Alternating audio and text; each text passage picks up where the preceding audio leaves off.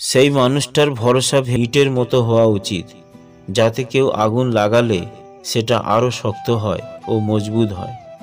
কেউ কারো জীবনে অপরিহার্য নয়। এই সহজ কথাটা যতদিন না পর্যন্ত আপনি বুঝতে পারবেন, ততদিন আপনি ভালো থাকতে পারবেন না।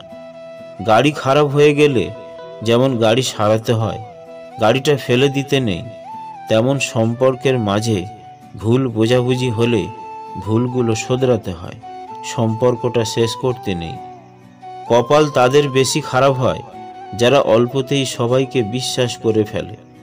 আজ আছে কাল নেই, তার নাম অর্থ। যে থেকে যাবে তার নাম সম্পর্ক। আজও মানুষ আশাতেই বাঁধা। কেউ হয়তো আঘাত পেয়েছে আশা থেকেই, আবার কেউ বেঁচে আছে সেই আশা থেকেই। দুটি জিনিসের কষ্ট মানুষ সহ্য করতে পারে না। এক, চেনা মানুষের অচেনা মুখ। দুই, বন্ধুর মাঝে স্বার্থপরতা। সময় যখন তোমার হাতে কাটাও ভালো মুহূর্ত, নিজের জন্য নিজে বাঁচো, নাইবা দিলে কেউ গুরুত্ব। যে সত্যি ভালোবাসে সে ঝগড়া করে, অভিমান করে, কিন্তু কখনো আপনাকে ছেড়ে যাবে না। জীবনে দুটো জিনিস প্রয়োজন। এক, মা বাবার মুখের হাসি। দুই, মেন্টালি সাপোর্ট দেওয়ার জন্য একজন মানুষ। যদি সে ভালোবাসতো তবে সে দূরত্বটা না বাড়িয়ে গুরুত্বটা বেশি দিত। সাগরে অনেক ঢেউ থাকে, কিন্তু সব ঢেউ কিনারায় আসতে পারে না।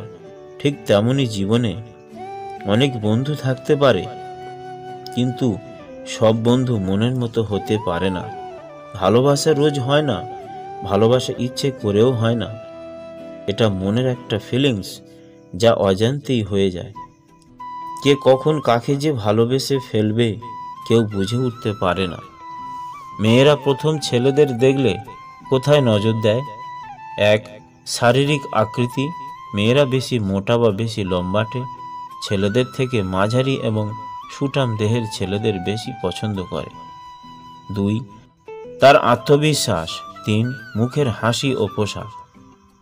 সুখে থাকার দুটো পদ্ধতি: পরিস্থিতিকে বদলে দাও, নয়তো পরিস্থিতিকে বুঝে নিজেকে বদলে নাও। কিছু ভুল মানুষকে অনেক কিছু শিখিয়ে দেয়, কিছু কষ্ট মানুষকে পাথর করে দেয়, কিছু অভিমান মানুষকে অপর করে দেয়, আর কিছু বাস্তবতা মানুষকে অনেক বদলে দেয়।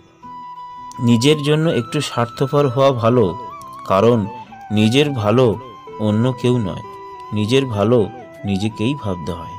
মেয়েদের পিছনে না ঘুরে পড়াশোনার পিছনে ঘোরো। সময় হলে শুধু মেয়ে নয়, মেয়ের বাবাও তোমার পিছনে ঘুরবে। সুখে থাকাই জীবনের সার্থকতা নয়, কাউকে সুখে রাখতে পারাটাই হলো জীবনের চরম সার্থকতা। তো বন্ধুরা, ভিডিওটি যদি ভালো লেগে থাকে তো অবশ্যই সাবস্ক্রাইব করবেন এবং একটি লাইক করবেন। ধন্যবাদ।